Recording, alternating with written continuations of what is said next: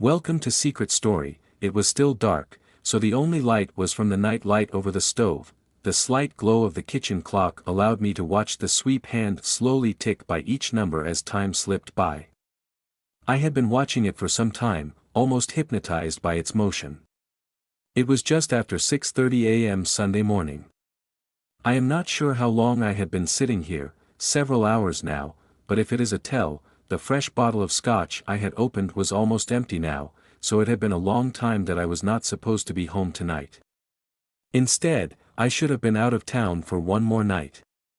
I had completed my last job early, so I left for my 3-hour drive home, arriving just after 1 a.m.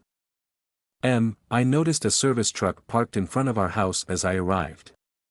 I had never seen it before and suspected it should not have been there at this hour of the night.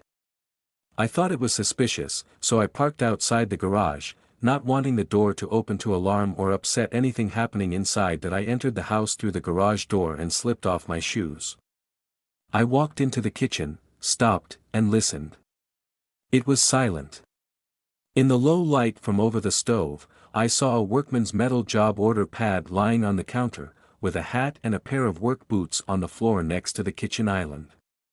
The hat had a Jacob Plumbing logo on the front. That I walked silently down the hallway to my bedroom door. It was quiet except for the deep breathing I heard. I looked inside and saw the last 2 candles still burning. Their glow was just enough to allow me to see a man and woman sleeping with the woman's head on his chest. I said or did nothing. I just looked at my wife lying with this man. I was surprised I was not fuming mad, ready to kill them both, but for some reason, I was calm and did not want to make a scene and alarm them. I felt nothing, not anger, hate, betrayal, or anything. I was numb. As I turned away, I heard the man and whisper, "You want to go for a 3rd time, Elaine?" I stopped a few steps down the hall and listened. I was completely out of sight and heard Elaine answer. "You ready again? I can go all night, can you?"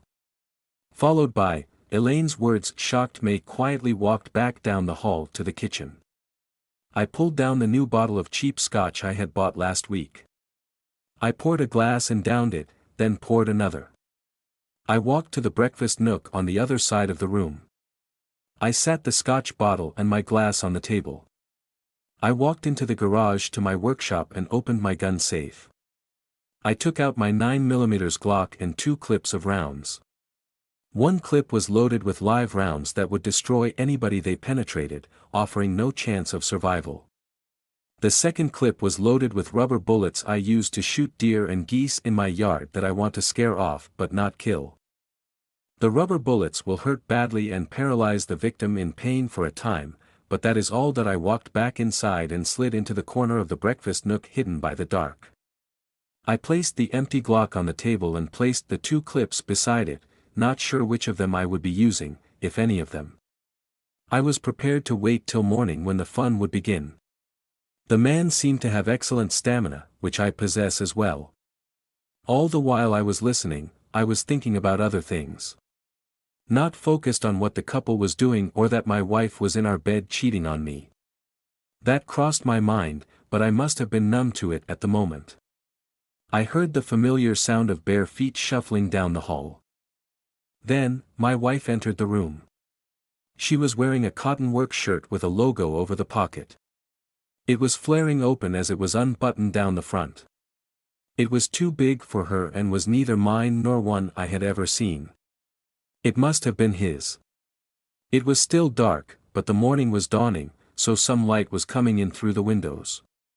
Elaine could not see me as I was tucked in the darkest corner of the nook. That I watched Elaine start the coffee maker and shuffle back down the hall to the bedroom. I heard words but could not make them out. Then I heard a squeal, and the bed started to move again. I thought back over the 4 years of our marriage and wondered if Elaine had been cheating on me the whole time. I know I had been faithful and thought she had been as well. Our life was good. I worked well as an installation supervisor, making excellent money as a tradesman. I had to travel several times a month when we were installing large projects, but mostly, I did day travel and was home every night. Elaine is a nurse and makes excellent money that we save for our future. She works the day shift exclusively, so we spent our nights and weekends together. We lived in a nice house in an upscale neighborhood with large lots, so we had privacy. My buddies and I had installed an in-ground pool and hot tub last summer, and we had landscaped the yard beautifully, adding a 6-foot privacy fence. We have a great mix of friends, all in our late 20s, who love to party, go to the lake, camp, and hunt together. We are close to several couples, and no secrets exist. We live a fun and exciting life together. We are all beginning to build our families, with 2 couples having just had baby boys and 1 having a little girl on the way. We have been talking about starting our family soon. Elaine is a tall, lanky blonde, 5 feet 8 inches tall, and 130 pounds. I am Alfonso Fries. I am 28, like Elaine. I am 6 feet 2 inches tall and weigh 195 pounds. I am in excellent shape, strong, and a black belt in both jiu-jitsu and karate. I work out at the dojo 3 times a week and in my home gym daily, as does Elaine. Our life was nearly perfect. So, there comes my confusion this morning. What reason would Elaine have to cheat on me?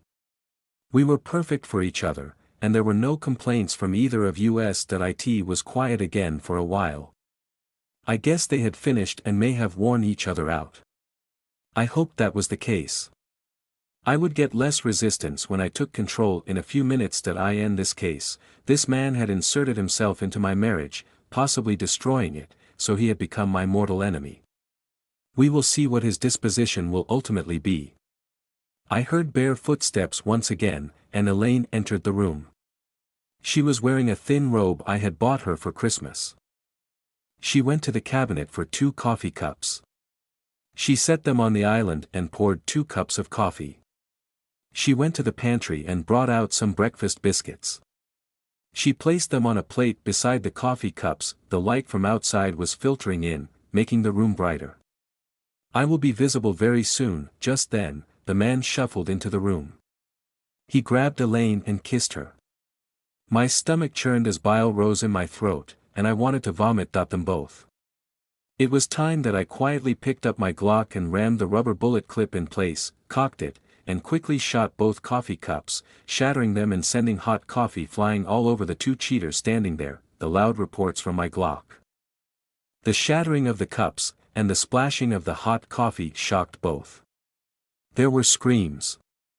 Then a 3rd shot was fired, and a rubber bullet caught the man just below his raised right underarm, sending him reeling back against the counter and cabinets and down in a pile on the floor, screaming as he was writhing in pain. Elaine was screaming continuously now as she looked toward the gun reports and saw me rise from my seat and step out in the middle of the room. Elaine cowered in the corner by the sink, gripping the front of her robe as true fear gripped her for the first time in her life. Do not scream or say a fucking word. Stand completely still, and I will not shoot you, but if you move even 1 inch, I will shoot you and send you to the floor as well. I stated fiercely. I stepped over to the man, crying now, writhing in pain. I moved his legs apart and stood between them. I looked down at him and smiled an evil smile. Sir, you are lucky that I am a decent human being, or you would be dead now, or I would now kill you where you lay. You have been violating my house, my bedroom, and my wife for many hours now. While my first thought was that I would kill you as a rapist, but I knew that was not true. Why? Why? Then, as I thought, the perfect solution came to me. The man lay staring at me, sobbing in fear and pain, seeing the barrel of my Glock pointed at him. I looked at Elaine. She was no longer crying, and fear had wrapped around her. She was shaking violently and breathing short and halted. Her eyes were wide as she stared at the Glock in my hand, pointing at the man. So, sir, would you like to know my 3rd option, which I have chosen for you? Yes, you will be the recipient of further pain and humiliation. I have decided I need no explanation about how these events occurred tonight. You would lie to me anyway. I have thought carefully for some time while the 2 of you were each other, sharing great pleasure, to learn a little about you. I understand from your website that Jacob Plumbing is your company, and you are Matthew Jacob. I would generally be cordial and happy to meet you. But as you can imagine, after what I discovered here tonight, that is not the case now. I saw movement out of the corner of my eye. Elaine danced around like we did as kids when we had to pee badly. I looked at her. Stop dancing around, wife. Stand completely still. Her face was pained, and I knew she had to pee very badly. Well, she was not going to the bathroom, so she would have to pee standing right there. Wife, do not move or say one word, do you understand? I barked. Elaine cried out, oh God, I have to pee, and she instantly peed all over her legs and the floor. She began sobbing again as she let go, and her pee flooded out, wetting everything.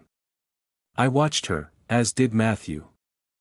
Her humiliation was gratifying to me. I looked at her and said, Elaine, look at me. Now sit down in the puddle of pee you made, and do not move.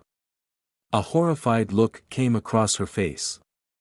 The embarrassment was overwhelming as she slid down the cabinet, sitting in a puddle of her pee. She covered her face with her hands and sobbed. I turned back to Matthew. Look what you have done to my wife. You should be ashamed, Matthew. No gentleman would ever allow that to happen to someone he loves. Oh, but then you don't love Elaine. You were just using my wife as your buddy, wasn't that, right? Well, in light of that, and since you have taken something valuable from me, I will take a few things from you. First off, I am going to take your business from you. I will supervise your business from now on. I will make the profits, and you will be my employee. You will work for me for 10 years at whatever salary I pay you. I see the shocked look on your face, and you are thinking, he cannot do that. Well, yes, I can. In this state, your business is your property, and my wife is legally my property. So, you have taken my wife from me, so I choose to take your business in an equal trade. That is perfectly legal in the eyes of the law, tit for tat, as they say. You might tell me that you don't want Elaine to keep. Well, Matthew, I am not sure now, after you have used her the way you have, that I wish to keep her either. You defiled my property, so it is no longer pristine, as it was on Monday when I had to leave. You have used my wife's beautiful body so many times for your pleasure, with no consideration for her proper owner, me. I will deal with my wife once I have dispensed with the second part of your punishment. Oh yes, Matthew, there is a second part of your punishment. Please spread your legs as wide as you can in that position. You may be wondering why I need you to do this. But I am to pay for the blatant disrespect you have shown toward me. You also have a major lesson to learn, and I am going to teach you that lesson here this morning. Today, your life will change in ways you will not be happy about. But that will remedy the problem before us. You see, Matthew, you make it a habit of seducing married women as you creep through their homes throughout your workday. You target them as soon as you enter, picking the ones you want to defile, and you seduce them, as you have done here with my wife. You cannot be allowed to continue your predatory ways, so I am going to remedy this problem now. I am going to teach you that married women are sacred, and a troll such as yourself will never be able to defile another married or unmarried woman in the ways you did last night. Before I start, though, Matthew, you need to answer several questions for me. Your answers will determine the severity of your punishment. Matthew, just one lie or deception will add severe pain to your punishment. Do you understand? Matthew choked out, yes. Good, then Matthew, please tell my wife how many married women you estimate you have seduced in the last year. I asked that I could see the wheels were turning. He looked at Elaine, then at me. Well over 100, I am sure. He admitted that I looked at Elaine, and the expression on her face changed from fear to pure anger. She suddenly realized that she was just another notch in his bedpost. Her eyes were on fire. Thank you, Matthew. Now, how many single women have you seduced over the last year? I asked that. He thought for a brief second. Less than 20, he admitted. Elaine was shocked at the numbers, knowing she was one of them. I was not shocked and had expected even more wives.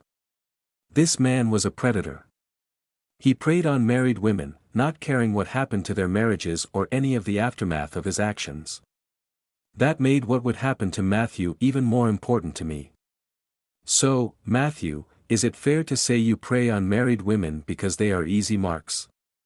I asked. Matthew looked at Elaine again and back at me. Grimacing in pain, he said, "Yes, I guess so." "Okay, Matthew, thank you for answering the questions." Matthew stared up at me, wondering what would happen next. Before he could say or do anything, I raised the Glock and pointed it at him. He quickly shied away and raised his arms in defense. At that moment, I executed the second punishment. There was a loud screech, then silence. Matthew passed out from the intense pain that I heard Elaine gasp and cry out, "Oh God." I looked at my wife. She had a horrified look on her face. "What have you done to him?" I looked over at my wife. "Get your up and clean up this mess you made." I pointed at the large puddle of pee, spilled coffee, and shattered cups. Elaine looked at me as I spoke harshly to her like never before. She stood and carefully walked to get the cleaning supplies. I put the Glock on the counter after I unloaded it. I dragged Matthew away from the mess and put him on the love seat. I was a medic in the army, so I got my med kit and looked at Matthew's wound to his chest. Maybe a cracked rib, but mainly, a considerable hematoma had developed. It was a deep purple and was about a foot wide. I pressed on it, and Matthew groaned in pain. I wrapped his chest in an ace bandage that I told my wife, "Come here, you need to see this." Elaine came, looked at Matthew, and gasped, "Oh God, you have destroyed him." Then she thought of what she had said, dropped her head, and began to cry. Elaine cringed at my words but was afraid to say anything. She looked at Matthew, who had a look of fear on his face. I stood and went to the kitchen, returned with a large carving knife, and handed it to my wife. She dropped the knife and fell to the floor, sobbing. "Oh God, I am so sorry. I am so sorry. I love you, and before today, I never knew this man and never cheated on you before. I don't know what happened. Oh God, don't kill him, or you will go to jail. No, no, please." Elaine rolled over on the floor in a ball, sobbing. As my last act of revenge, I reached out, cupped Matthew's swollen balls, and squeezed them as hard as I could. His legs tensed straight out, shaking, and he screamed in pain before passing out again. That I made sure Matthew would remember this morning. His chest was going to be sore for many days. The damage was done now, and my revenge had been executed. The humane side of me kicked in. I went to the freezer for an ice pack. Matthew nodded. "No, say it, Matthew, say it now," I demanded. "Yes, I understand," he growled. "As for your business, I don't want it. I want $15,000 that will pay for my divorce from Elaine that you have caused." Elaine heard what I said and screamed. "Oh God, no, Alfonso, not divorce. I love you. It only happened just once, and Matthew did it. I am so sorry. God, I love you." Elaine kept pleading as I stood Matthew up and helped him dress as best I could. I walked him to his truck. My last words to him were, "Matthew, if you go to the police, a lawyer, or your buddies for revenge, now get the fuck out of here and never come back. Expect to see you one more time when you give me the money. You have 2 weeks." I slammed the door and watched as Matthew sped off. That I walked up the walk to the house. Now, I had to deal with my real problem, my cheating wife. Welcome to Secret Story, Part 2. Ready? Oh God, I made a terrible decision yesterday that will possibly destroy my life. I have never considered doing something like I did, much less doing it. So how did it happen? I am not sure. That I had a problem with my disposal for a few days. It was leaking badly.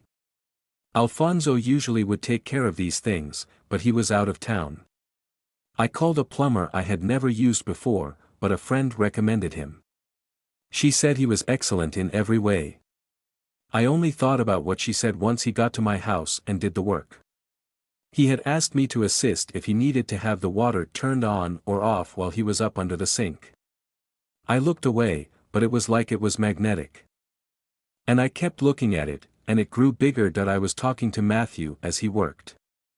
He occasionally looked out from under the sink up at me.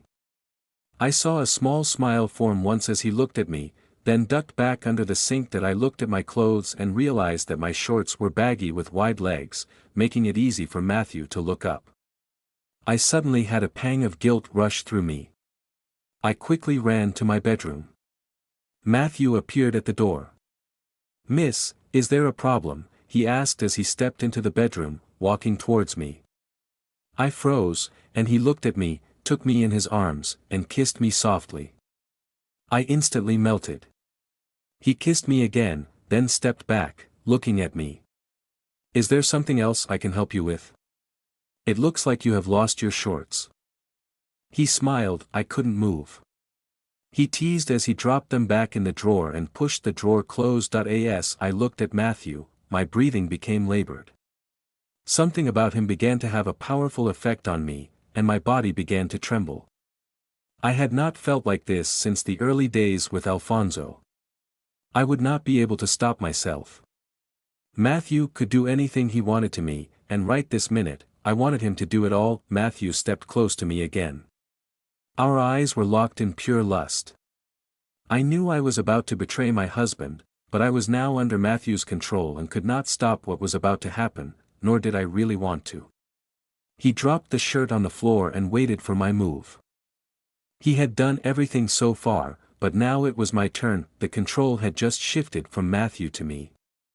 If I made the next move, I would be committing suicide to my marriage and my life with Alfonso. "Oh my God!" I exclaimed as I now understood what my friend meant when she said that Matthew was excellent in every way. I knew this was when truth and betrayal were meshed together into one split second. I looked up at Matthew, and he smiled. "Please suck it, Elaine, you know you want to." I did his bidding, Matthew moaned as my tongue slithered along the underside. Teasing, "Oh God, we slept again." Matthew woke me and wanted to go again, so we did, and it went on like that all night. I finally slept at about 4 a.m. I awoke to pee, and the guilt returned, not letting me sleep again. As I returned to bed, I saw it was almost 6:00 a.m. Matthew stirred and pulled me to him. I left Matthew lying in bed, breathing hard. I slipped on Matthew's work shirt, smelling him on it. I went to the kitchen to make coffee. I had to become me again, Alfonso's loving yet no longer loyal wife. The thought of that made me incredibly sad. How could I have cheated on my loving husband? I walked to the kitchen and made coffee, getting out 2 cups and a plate of biscuits as a snack. I heard Matthew shuffle into the room. He pulled me to him suddenly. All hell broke loose. There was gunfire. And the 2 coffee cups exploded, splashing scalding hot coffee all over Matthew and me. I screamed, with no words, just noise. Then there was another shot, and suddenly Matthew flew up against the counter and cabinets, crumbling to the floor, screaming in pain. That I looked across the room from where the shots had come from. Standing there with a gun in hand was Alfonso. "Oh God, Alfonso, what are you doing here?" Alfonso was supposed to be away another night, yet he stood holding his gun. He had shot the coffee cups and Matthew. Oh God, had he killed him? Oh my God, I thought, I am dead. Alfonso might as well shoot me dead where I stand. Alfonso walked to Matthew and stood over him, pointing the gun at him. Then Alfonso barked instructions at me. I stood frozen in fear, not speaking as I had been instructed. I was too afraid to cry now, paralyzed, wondering what was coming next. Alfonso was talking loudly to Matthew, pointing the gun at him. My brain was scrambled, and I could not understand what he said. Suddenly, I had to pee very badly, and I could not move. I was dancing around, trying to hold my water. Oh God, I had to pee, or I would go on myself. Alfonso ignored me, continuing to talk loudly to Matthew as he lay on the floor. That I was dancing around now, ready to pee any second. Alfonso asked Matthew some questions, directing the answers to me. I was pissed when Matthew answered. I was so angry with myself for letting this happen. Then things got bad. Matthew fainted again that I was sitting there, helpless to do anything. I just watched Alfonso take out his revenge on Matthew. I was afraid. What would Alfonso do to me if he did these things to Matthew? I was so afraid of what was going to happen now. Then Alfonso turned to me. The look on his face was frightening. He was so angry. I had never seen him look this way, but I had never done what I did, so we were both in unfamiliar territory that I was in so much trouble. He demanded I clean up the mess of coffee, and shattered coffee cups all over the kitchen floor. God, what had I done? How could I have let this happen? Was it me? Was I that weak a person? I love my husband so much. I would never cheat on him, yet I had cheated on him and was caught. Alfonso pulled Matthew away and began to attend to his wounds. He called me to see them. I was shocked. I felt horrible about all of this, that I was a total mess now. My future looked very bleak. I gathered myself and went back to cleaning the kitchen mess. Alfonso dressed Matthew and took him outside to his truck. He was gone a while, then came back into the house, standing at the kitchen door, staring at me with mixed anger and disgust that I could not look at him. I felt so ashamed of what I had allowed to happen and felt horrible at the results and what happened to Matthew. Alfonso walked into the garage, leaving me to finish cleaning the floor.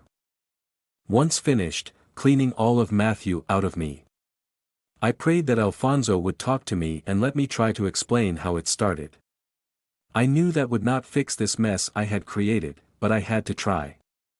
I dressed in jeans and a t-shirt that I did not see or hear a word from my husband for the rest of the day. With Matthew gone, I walked into the house and stopped at the kitchen door, silently watching my wife cleaning up the huge mess she had caused. She created an even bigger mess between us and had to clean it up. As my wife was working, she would not look at me. I hoped that her shame was overpowering her, and she felt horrible. I knew that after she saw what I had done to Matthew, she feared what I had in store for her.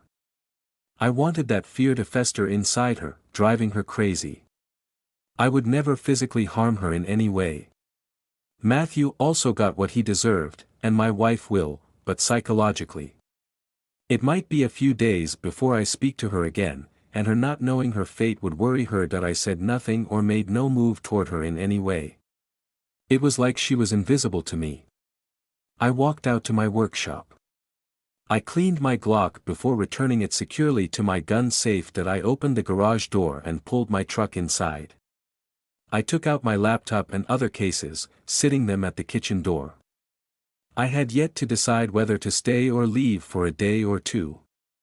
If I left, it would serve my wife right and worry her even more. I will decide later. It might have been even more painful for her if I stayed home, and I totally ignored her as if she didn't exist. I was leaning in that direction. She needed to feel what it might be like if I were gone and not ever here again. That pain will be hard on her. I googled Matthew Jacobs again. I read all about him and read the references listed. He seemed to be a competent plumber with a good following. As I read the reviews, I saw a few with first names and the first letter of their last name that I recognized. I decided to inquire about Matthew's work later this morning. Then, I searched for divorce law in our state. As I expected, the husband gets the shaft, except for infidelity. Infidelity is a misdemeanor crime in our state, so if I wanted to have both Matthew and my wife arrested, I could do so. I can have some fun with that. The law was straightforward. For uncontested adultery, I could be free in 90 days. Any other divorce took a year. There had to be proof of adultery or admission of guilt in open court. I knew that would never happen. I walked back into the house and made coffee. I did not see or hear my wife and made no effort to find her. I filled my travel cup and went back to the workshop. I thought about what I wanted to do. There had never been any time in our 5 years when I thought we were in trouble or even had a significant argument. Our life was good, almost perfect. As I said before, we were ready to start building a family, and this weekend would be the first serious discussion on how many and when we would begin to. We were ready that I was exhausted now, having not slept for almost 30 hours. I broke out a bedroll and cot, setting it up in my workshop. I went outside to relieve myself, returned, and locked the door. With the light off, it was pitch black, so I quickly fell into a deep sleep. My dreams were ugly. After some time, I sat straight up and heard a light knock on the door. Then, a whisper. "Al, are you okay?" I lay back and said nothing. My dreams upset me, and I knew I could no longer let this linger. I stood and opened the door. I looked down at my wife, standing with her head lowered and looking at the floor. "Wife, what do you want?" I knew she hated me calling her by anything other than her name, so calling her wife would grate on her. She looked up at my middle, not raising her eyes to mine. "I want to talk to you and explain what I can about what happened." She lowered her face again, and I saw tears dripping on the floor. I made a snap decision, closed the door, and locked it again. Elaine needed to feel real pain, and my rejection of her now closing the door and locking it in her face would devastate her. I heard a deep sobbing moan, then a rustling outside the door. My wife had crumbled to the floor sobbing. I felt terrible for her, but she did this to herself, so she had to deal with her pain until I was ready to relieve it. I was not divorcing Elaine, but she would learn a powerful lesson about her self-control and my tolerance. She has seen my violent side and will soon feel my retribution for her misdeed. But on my timeline, not hers. I lay back down and was able to fall asleep again. After some time, I awoke. My body was hungry, not having eaten in many hours. I turned on the light. It was mid-afternoon, and my belly was empty. I needed to eat and write a note to my wife, capturing the fresh thoughts in my head. I pulled out a pad and wrote the note. I folded it. And I opened the door. Laying curled up on the concrete floor asleep was my wife. A small puddle of tears was on the floor under her face that was resting on her forearm. I stepped down and around my wife, walking quietly inside, taking in my bags, and emptying them in the laundry room. I went to the kitchen and made breakfast of eggs, bacon, toast, and grits. I am not a quiet cook, so at some point, my wife heard me and entered the kitchen. She sat on a stool at the island and saw the note I had written to her. She picked up the paper, unfolded it, and read, "Wife, I don't think you deserve this salutation at this point, but as of this moment, you are still my wife. I do use the term loosely because most loving wives who deserve that title do not actively cheat on their husbands. And if they do, they lose the right to that title. I am undecided on that point and the way I will choose. That decision is mostly up to you now. I know what you have done, having heard it over and over last night as you allowed your body and mind to be seduced again and again, not by me but by yet another man. You were his completely. The one saving grace is that you never humiliated me with words, demeaning me with your lover. I am sure that you were thinking those things but had the small amount of decency not to vocalize them to him. As things stand right now, your failure to be able to resist this man gives me pause to wonder if this will happen over and over in the future. You have made me wonder if I can trust you to bring our babies into this world and be there for them and me every day of their lives. Before last night, I would have never considered asking those questions, but now I have to ask you, in light of what you have done, if I am wrong in having those doubts. I don't think so. So, wife, the ball is in your court. You must convince me that you deserve to be my wife, that you will permanently, from this day forward, forsake all others, and that 4 or 5 years from now, I will not look back and say, "Well, she did it again, what a fool I was." There will also be a few new rules, and you will sign a postnuptial agreement, the terms of which you will not like. It is a mandatory requirement of our continued marriage. You also need to know that adultery is a crime in this state. And I could have both you and your lover arrested and taken to public court and found guilty. Your reputation would be destroyed, and you would probably lose your job and many friends. It was a severe crime against me and the state, Elaine. Not only do I have to decide if I want to gamble that you will be able to abide by the commitment you will make to me again, but do I want to remain married to a criminal, Elaine? It is now your turn. Tell me all of it, even the parts that I heard. Be truthful. You have one chance, or we will be through. Your loving but very hurt husband Alfonso. As I cooked, I heard my wife sobbing as she read the note over a few times. I finished cooking my breakfast and placed the plate at my place on the kitchen table. I sat and began to eat. I could be a better cook, but I cooked a good breakfast, which tasted especially good at 3:35 p.m. I did not look at my wife. She was rereading the note for the umpteenth time. She stood and walked down the hall toward our bedroom. I heard the door close, and suddenly, a loud scream erupted, then a second and third that I continued to eat, finishing my breakfast in a second cup of coffee. I felt better physically, but my mental state was still a mess. I wondered what my wife was doing in the bedroom. I cleaned up the kitchen and loaded the dishwasher with the dirty dishes. I went to the laundry room, sorted my work clothes, and put them in the washer separately. I put in the heavy-duty detergent and turned on the washer. I returned to the kitchen, and my wife sat on a stool at the island. It had been about 30 minutes since she walked out, and she was sitting there with an overnight bag at her feet and a note in front of her. She looked at me and handed me the note without a word. She leaned down and picked up her bag and purse. She looked at me and walked toward the garage door. Stop. Elaine stopped but did not move. I read the note. Al, I do not know what to say. I have made a terrible mistake that I did not think I could. I am so sorry for what I have done. I am mortally ashamed for cheating on you. I thought I was that woman who could never do that in 10,000 years, but I am not the woman I thought I was or that you thought I was when we married. I don't deserve to be your wife and the mother of your children. That is something I have to think extremely hard about as you do. I cannot make that decision while we are in the same house together.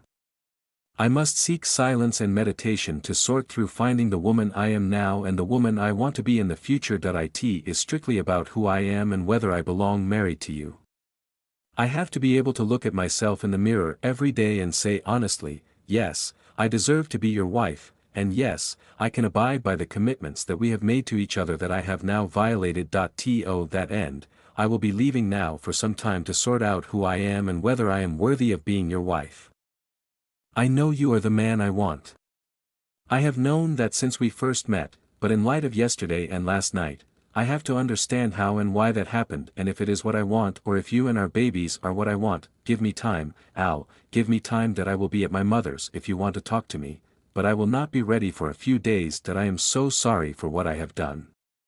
There are no words in my heart to truly express the sadness I feel for how badly I have hurt you. I feel horrible and deserve anything that you will do or say to me. Al, I love you and always will, regardless of how this goes. Please know that you are my only man and that what happened was a freak event that could never happen again. Give me a few days, and we can talk. I love you more than life. Elaine. I reread the note and looked at her back. Elaine, look at me. She slowly turned, tears rolling down her cheeks, and she took a deep breath. How did we get here? I asked. What happened? Elaine looked at me with profound sadness on her face. I don't know, baby, which is what I have to figure out. It is on me, not you. You have done nothing wrong. You are a perfect husband, but somehow, I am no longer the perfect wife. That is what I have to figure out. I am meeting with my mom's therapist tonight, which may help. This was just one significant lapse in judgment that we could put behind us and move on if that is what we want. I did this to you and us. It is my fault. I have to come to terms with it myself, then you and I can deal with it however we do. I need a few days, and we can talk. I love you, Alfonso, more than anything. I want to have your babies and a loving family, living every breath of my life with you, but I have to be worthy of your love for me, and today, I do not feel worthy. Elaine stopped there. She walked to me, gave me a soft kiss, turned, and walked into the garage. I heard the garage door open, and her SUV pulled out and drove off. After I read Alfonso's note, it confirmed to me that he loved me. Seeing him stand up to Matthew, destroying him the way he did, made me proud of Al. But it also crystallized to me that I was at fault. It also confirmed that I was not the woman I thought I was or that Al believed I was. That woman could never have allowed Matthew to happen, that I had to leave to get help to sort through what I did and understand who I am. I just did the hardest thing I have ever had to do. I walked away from my loving husband, unable to talk to him about what I had done, cheating on him with another man. Not just once but all night. All the while, he was just down the hall in our kitchen. That had to be horrible for him. Oh God, what is wrong with me? I went to my bedroom and packed a bag with enough clothes for a few days. I called my mom and told her I needed help. And she told me to come to her.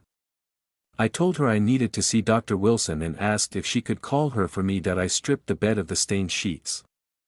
I balled up and tied them and the towels Matthew used. I pushed them out the window so Al would never see those sheets or towels again. I remade the bed and put out clean towels. I cleaned up any other evidence and made the room pristine. This was Alfonso's bedroom and mine again. If we worked through this, that I sat and wrote a note to Al explaining what I was about to do. It was so hard, but I saw it as the only way. That I gathered my things and settled myself. I walked back into the kitchen. I heard Al in the laundry room. I placed the note on the counter. And I waited for Al to come back in. He returned to the room, saw my overnight bag, and walked past me to the other side of the island. I looked at Al and pushed my note across to him. I waited only a few seconds, then stood, picked up my bag, and walked toward the door. He stopped me by asking me 2 questions that I could not answer. I did explain more about my leaving and why it was necessary. Then I walked back and kissed him on the cheek. I walked out and drove off to my mom's. Boy, what a terrible ending to a week. I can't imagine a worse ending. Yesterday, I was looking forward to a fun and exciting weekend with Elaine, where we talked about making babies and then we would practice making a few. Then, practice a little more. But that was all kaput now. I was now sitting here thinking about the future of our marriage.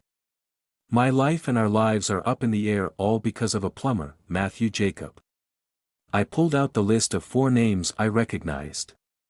One was a friend of Elaine's, Constance, so I called her house first. "Hello, Constance." "Yes," she answered. "Great, this is Al Freeze, Elaine's husband." "Oh, hi, how are you and Elaine?" "I am doing fine. I hope you are." "Yes, thank you." "Good." "Constance, I am calling because we had a plumber over yesterday, Matthew Jacob, Jacob Plumbing. You recommended him to Elaine, is that right?" "Yes, Al, I did recommend him." "Did he do a decent job?" Constance asked. "Yes, he was here and did an okay job. I was calling to see if there were any problems with him when he worked for you." There was a pause, and then Constance said, "Well, he is a little flirty sometimes." "Yes, he was very forward." "Well, I have a hard question to ask, but Constance, did he put a move on you, seduce you, did you too?" "Well, There was a more extended silence this time. I waited. "Constance, you are single, right, so it's okay. I want to know if he put a move on you. You can tell me anything you want, and I promise it will be in complete confidence." There was still silence. Then Constance said, "Al, yes, he has me every 2 weeks for over a year now. I know he has a lot of other women. And I am single now because of Matthew. David caught us, and he divorced me because of Matthew. I am one of the women who helps keep the plumber's pipes cleaned out." She laughed. "Al, so did something happen between Matthew and Elaine? God, I hope he didn't mess you guys up. I would feel responsible since I recommended him on Wednesday." "Oh no, something did happen, or you wouldn't have called me." "Shit, Al, I am so sorry." Constance said. "We are working through it, but you can help. That would be very helpful." "Yes, I know several, and 2 that have also gotten divorced because of him," Constance told me. "That would be great, I will give you my email address so please send me their names." Numbers, and emails if you have them, I said, providing Constance with my email address. Thanks, Constance, you have been very helpful. Oh, by the way, was Matthew supposed to visit you soon? Yes, one day next week. Well, Constance, I am sorry, but Matthew had a little accident. He is probably having a tough time sitting down as well. Oh my, Al, what did you do? She asked. Matthew fell. I snickered. Well, he deserved it, I am sure. Dave was going to kill him, but he dumped me instead and went off with a salesgirl at his company. I don't miss Dave, but I will miss Matthew for a while now. Okay, well, thank you for the info, Constance. I'll be in touch. I hung up that I received the email a while later and called the other women. Matthew definitely had the pattern of a serial predator. I called a friend who is a social media specialist. I set an appointment for Monday, and she would come to my home office. I wanted to find a way to destroy Matthew on social media without being detected. Celia would know how to do that. Later in the evening, I sent a text to Elaine. My text: Hi, I hope you are okay. How did your meeting with the therapist go? I hope it helped. I waited and waited for a response. An hour went by, and nothing. I decided I had messaged Elaine too soon. Later, I received a call from Edie, Elaine's mom. Hi, Mom, I opened. Hey Al, how are you?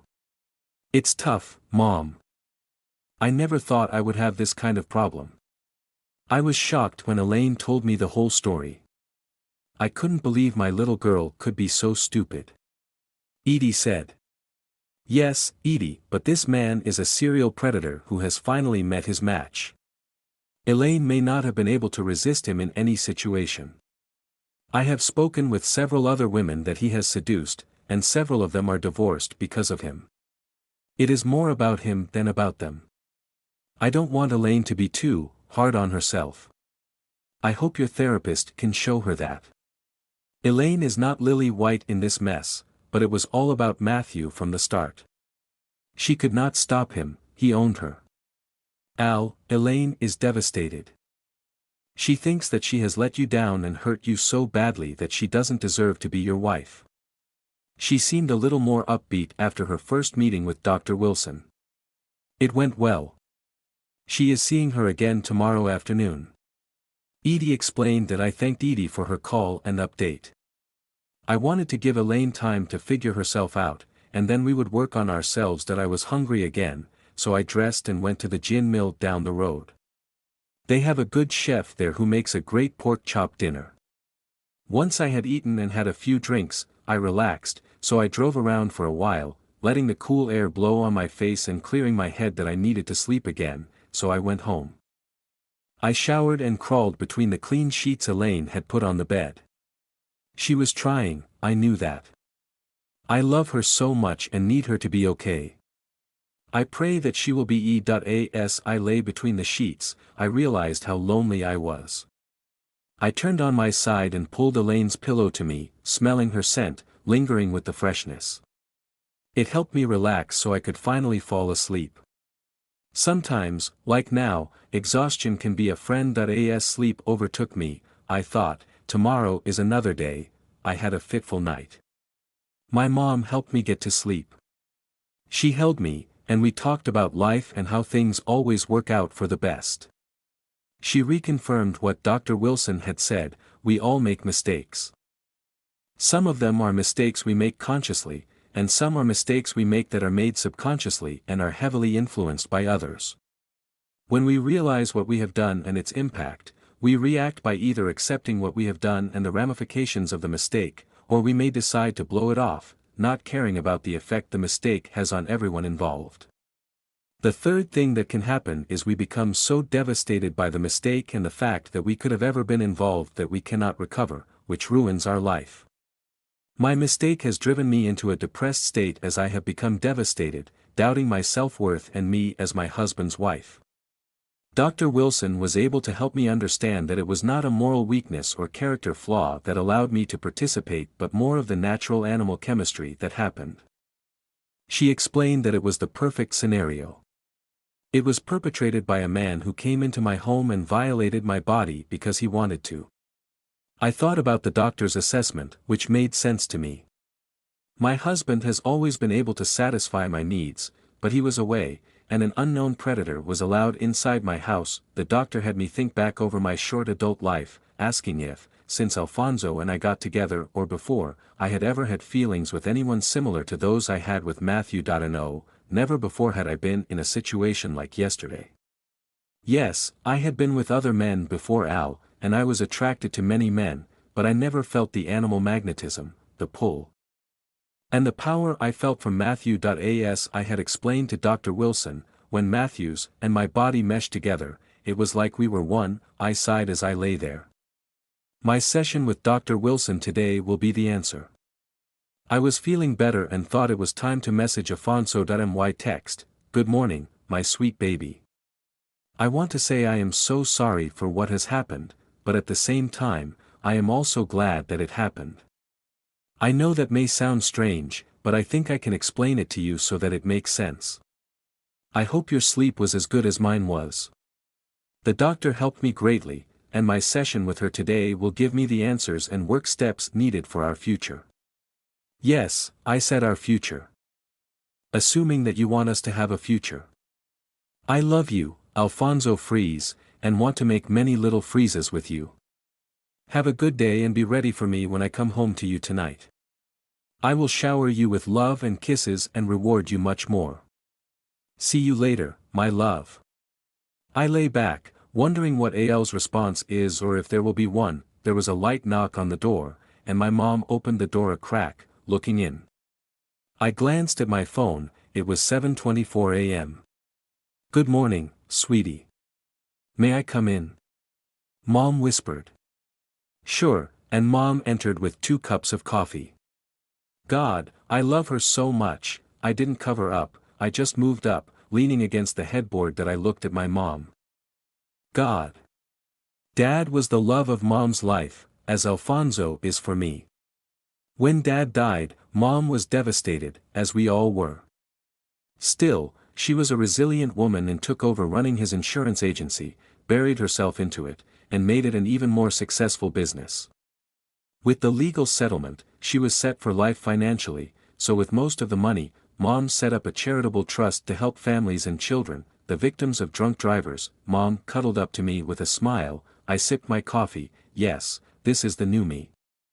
My mom sat up, "Hold this," and handed me her coffee. Mom stood up on the bed and peeled off her Daytona shirt. I was shocked. I gawked at her incredible body. Oh my, Mom was beautiful. Her body was firm and shapely. My God, she looked amazing. That I had not spoken as I sat in awe. I finally swallowed when she asked, "Well, what do you think of this old body?" I looked into her eyes and teased her. "Woman, I think I need to get a man over here to take care of you." Mom scoffed at me and dropped to the bed. She showed a sly smile and leaned back beside me. We drank our coffee, said nothing, just enjoying being together. My phone buzzed, waking me. I reached for it and saw it was 7:18 a.m. I slept well for over 8 hours. I had a text from Elaine that excited me. Maybe she is making progress in her self-awareness journey. I opened it and read Elaine's text, "Good morning. My sweet man. I want to say I am so sorry for what has happened, but at the same time, I am also glad that it happened. That may sound strange, but I think I can explain it to you so that it makes sense." There was more, so I finished it and was excited that she had progressed so fast. Dr. Wilson must have bonded with her and helped her solve her issues. I was so happy that Elaine was coming home, and we could move past this debacle and on to the life we had planned. Now that I knew the plan, I needed to make things memorable for tonight. I got up and made a list of things I needed to do to prepare. I sent a response to Elaine. My text, "Oh baby, I am so happy that you are doing well and feel you can come home. And we can get past this and move on with our life together. I will be ready for you. What time will you be here?" A quick response came. Elaine's text, "Oh Al, I am so glad you feel that way. I will see the doctor at 3 p.m. for an hour and come straight from there. I am so happy to be coming home to you. I have something amusing about my mom to tell you. You will laugh hard. Love you, baby, see you later, and have a wonderful day. I responded with a few emojis, the last being an eggplant, a subtle message of lust that I got busy cleaning up, changing the sheets to the special silk ones I bought a while ago. I made the bed, laid back the covers, and looked up online how to make a towel swan. I spent the rest of the day shopping and preparing for our dinner. It was special, so we would have fillets wrapped in bacon and twice-baked potatoes. I cheated on those, buying them ready to cook. I made a lettuce wedge salad with crushed tomatoes, onion, and blue cheese dressing. This was one of Elaine's favorite meals I made just for her. Once I had it all ready, I showered and watched a baseball game that I thought over how this would go tonight. All the things I told Elaine that would be happening. I had been online and prepared a post-nuptial agreement that Elaine would have to sign. The harsh terms would punish her severely if she ever strayed again. She would get only what was hers on the day she signed the agreement. The details were spelled out clearly, with no variance. It was very harsh. But that will not happen until she is tested clean for any STD that Matthew may have left with her. That will be hard on her. She will never have considered that I would tell Elaine all about the other women and their husbands I have talked to about their experiences with Matthew and the aftermath for each of them.